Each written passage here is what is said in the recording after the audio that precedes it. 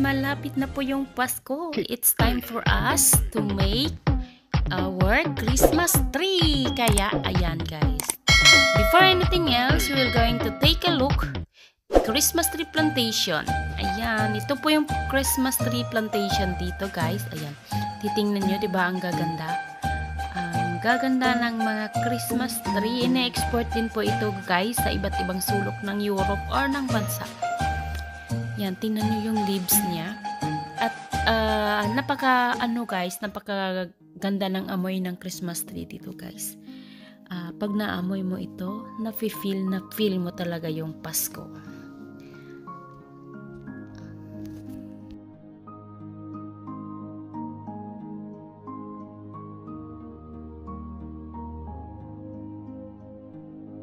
Ayun, kailangan na rin naming magpili ng aming Christmas tree. Kaya naisipan naming bumili mismo sa Christmas tree plantation. Dito pwede ka pong magbili ng gusto mong Christmas tree. Pwede kang ikaw mismo yung mag-cut or magputol. Meron ding kung gusto nyong madalian, may ready na rin siyang nakaputol na. Magmili ka na lang kung saan yung gusto mo. Ayan, pero mas gusto kong kami talaga yung popotol ng sarili naming Christmas tree, kami yung pipili. Ayan, yeah? Samahan niyo kami guys at pipili na tayo or hahanap na tayo ng Christmas tree na ating gagamitin or aming gagawin sa aming bahay.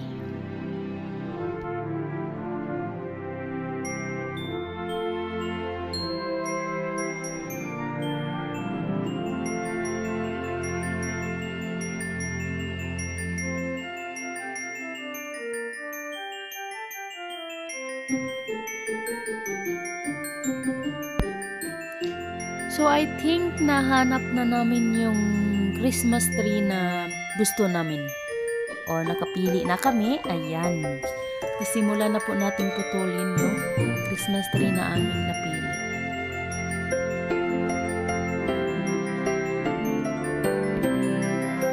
Hindi din pala madali yung pagputol ng Christmas tree guys, no? Ayan, pahirapan din kasi natatabunan yung puno niya ng dahon, so sobrang dikit-dikit. Pero go pa rin dahil pinili na rin to.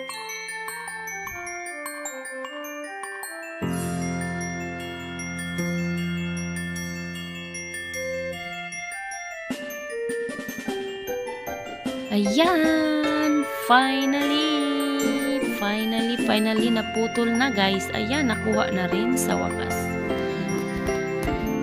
Yay! Yan po yung aming Christmas tree. Ayan. O, diba? Hindi siya gaano ka taas. Oops!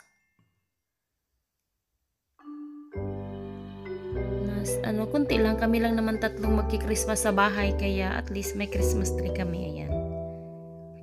Yan, iuuwi na yan natin guys. Oh! Boom!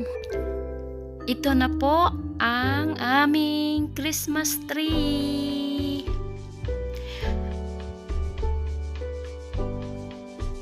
Ayan, of course, mag-post muna tayo. Ayun.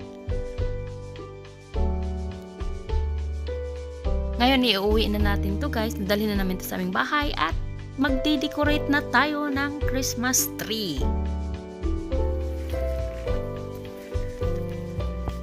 Victoria. Hey, jeg fik ingen kys. Ej, det er snyd. Det er snyd.